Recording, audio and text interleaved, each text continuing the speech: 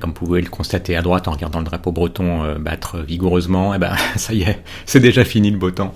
Donc quand dans la dernière vidéo, j'annonçais une semaine de beau temps, voire deux, je me suis bien planté. Mais bon, on va pas se laisser abattre pour autant. Donc vent, chaussée humide, dans quelques kilomètres, chaussée défoncée. Donc le triptyque habituel, je crois que ça fait partie de mon karma. Mais il y a quand même un avantage à rouler sur du mouillé. Parce que, au moins deux. Le premier, c'est que même si vous décidez de rouler uniquement dans les conditions idéales, en fait, rien ne vous garantit qu'entre le moment où vous sortez, et puis selon la distance que vous allez parcourir, le moment où vous allez rentrer, ou bien la situation météo des endroits où vous allez en chemin, vous pouvez très bien être confronté à des conditions pas optimales. Donc, si vous roulez jamais sur du mouillé, finalement, vous connaissez pas le comportement de votre moto sur le mouillé, vous voyez pas trop si elle vous annonce un petit début de décrochage, ou si au moment du freinage, pareil, les roues commencent à se bloquer ou pas. Ça, on peut le savoir qu'en pratiquant. Bon, là, d'ailleurs, je suis un peu parano sur ce rond-point, parce que, contrairement aux semaines précédentes, il n'y a pas eu de grosses pluies sur une demi-journée ou la journée entière qui vous nettoyait tout. Là, ça a mouillé la route, mais je suis pas certain que ça ait nettoyé tous les traces d'hydrocarbures. Donc là, je suis un peu en mode parano. Et voilà, le premier avantage de rouler sous la pluie, c'est de s'habituer à la chose, parce que de toute façon, au bout d'un moment, savoir quels sont les risques de rouler sous la pluie, sur chaussée mouillée en tout cas, et vraiment pratiquer la chose, c'est quand même deux choses différentes. On sait qu'il y a le savoir et le savoir-faire dans tous les domaines. Le second énorme avantage, qui d'ailleurs déteint également sur la conduite sur route sèche, c'est qu'en fait, quand on roule sur route mouillée, finalement, on est beaucoup plus délicat, beaucoup plus doux sur les commandes, aussi bien sur l'accélérateur que sur le frein. Et donc finalement, on se rend compte qu'on peut être beaucoup plus subtil sur les commandes que ce qu'on pense pouvoir faire. Donc voilà, c'est un autre avantage. On est beaucoup plus progressif. C'est un plus qui ensuite reste quand vous êtes sur sec. Un avantage supplémentaire, c'est que ça rend également plus réceptif à tout son environnement. Parce que j'en parlais dans une autre vidéo, mais vous savez, contrairement à la voiture, là, je suis en train de passer. En fait, j'enregistre la voix en post-production, parce que je n'enregistre pas pendant que je roule. Mais je sentais les odeurs propres à la forêt, particulièrement là, après ce virage où je vais vraiment être sur une route de forêt. Là, ça donne un autre côté à la balade, je trouve, qui ajoute encore à l'effet d'évasion, en fait, de ne pas être chez soi en train de s'ennuyer un dimanche après-midi. Parce que oui, c'était dimanche après-midi déjà. Si vous suivez cette chaîne, vous savez ce que j'en pense. Le dimanche après-midi, c'est plutôt un truc... c'est pas un truc qui me plaît des masses. Voilà, on est plus dans le présent que de se dire déjà, de penser au lendemain, à la semaine qui vient. Donc c'est quelque chose de plus agréable. Là où vraiment mes limites au niveau météo s'arrêteraient, si je peux éviter de rouler quand il y a du verglas ou de la neige, là j'évite.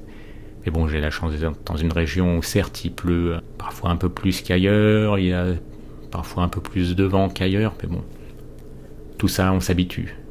Même si parfois rouler en biais sur des longues portions de ligne droite ou sur l'autoroute, comme c'était le cas aujourd'hui, un peu, c'est pas ce qu'il y a de plus agréable forcément, mais d'où mon attrait pour les petites routes où on est un peu abrité par les arbres. Également, quand vous roulez sur chaussée humide, il y a quand même quelque chose qui est bien sécurisant. Moi, c'est mon cas en ce moment, c'est d'avoir des pneus proches du neuf. Vous savez que les rainures sont profondes, vous savez que ça évacue l'eau davantage que si vous avez des pneus bien bouffés. Donc, si à un moment donné, vous savez que vous êtes dans une saison, que ce soit l'automne ou la fin de l'hiver, comme en ce moment, où vous avez plus de probabilité de rouler sur du mouillé, là, il va sans doute mieux changer sa montre de pneus un peu plus fréquemment que quand vous savez que vous allez être sur du sec quasiment presque tout le temps.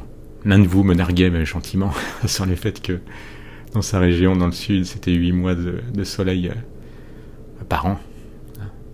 Et oui, après il y a quand même du vent, je pense, dans le sud, le Mistral, je sais plus, il y a deux ou trois autres types de vent assez connus qui durent longtemps en plus. Donc après, c'est toujours pareil, il n'y a pas de météo idéale pour les motards. Au bout d'un moment, il faut s'habituer à la météo des endroits où on roule, et puis voilà, gagner en expérience finalement au fil des kilomètres et des saisons.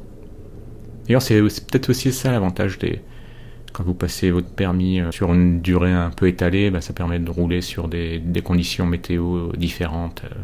C'est pas plus mal aussi. Donc finalement, de prendre chaque nouvelle petit morceau d'expérience, que ce soit la météo, les lieux, les revêtements, c'est quand même mieux que de faire que des choses uniformes sur une très courte durée. Voilà, je vous disais qu'il allait de nouveau avoir, vous pouvez voir sur les rebonds que fait la moto, que on n'est pas sur du billard exactement. C'est ce qui me fait de nouveau penser, j'aime beaucoup cette moto, elle est très sûre, très stable, elle démarre tout le temps au premier coup de clé, qu'il fasse chaud, froid, humide. Elle est conforme à sa réputation. Jusqu'à présent, ça fait décembre, janvier, février, mars, ça va faire 4 mois que je l'ai vraiment. Cette petite 600 CBF, c'est peut-être pas la moto la plus sexy, tant mieux, ça attire vraiment les voleurs. Mais effectivement, elle tient ses promesses de moto fiable. Jusqu'à présent, je touche du bois. Les autres pièges classiques qu'il y a quand on roule sous la pluie, moi je sais que j'ai cette tendance à rouler sur les traces de pneus de bagnole. Alors là, il se trouve qu'il n'y en a pas, puis il y a peu de monde à cette heure-ci.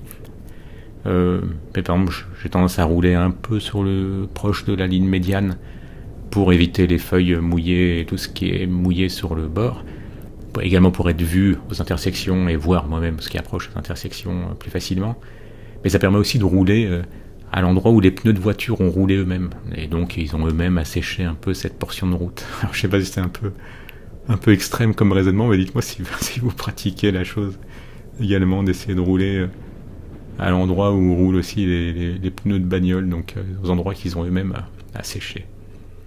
Alors vous pouvez voir que là je passe aux intersections sur du pavé mouillé, ce qui me fait dire que les gars de la DDE, il n'y avait pas beaucoup de motards chez eux, je pense, parce que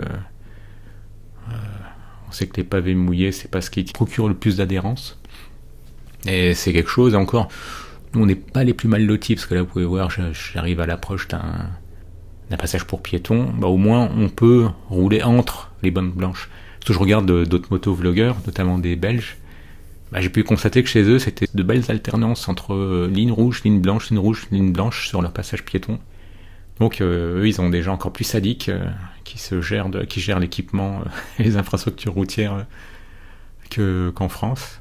Parce que là, à ce moment-là, vous n'avez aucun moyen de passer en dehors des bandes blanches. Bon, à part ça, évidemment, vous connaissez les classiques, éviter les plaques d'égout mouillées. Alors, il y a pire encore, c'est les plaques rectangulaires qui sont souvent qu'on appelait des plaques France Télécom, les unes à la suite des autres. Et ça, c'était quand même incroyable d'avoir des plaques de la sorte. Et j'ai même eu un collègue qui, en ville, en milieu urbain, s'est retrouvé à glisser à un endroit où, en fait, pour recouvrir une tranchée qui était en travaux, il y avait de belles plaques bien lisses et longues en métal. Donc là, c'est des choix aussi... Des choix aussi assez particuliers. Bon, ça s'est arrivé il y a un peu plus de 25 ans. Mais j'en ai encore vu des plaques comme ça. Donc c'est quand même étonnant qu'au niveau sécurité routière, alors qu'il y a des associations qui sont assez militantes pour le fait qu'on évite des installations routières ou du mobilier urbain dangereux pour les deux roues, finalement on voit encore en 2026 des aberrations de la sorte. C'est assez surprenant. Après il y a les habituels...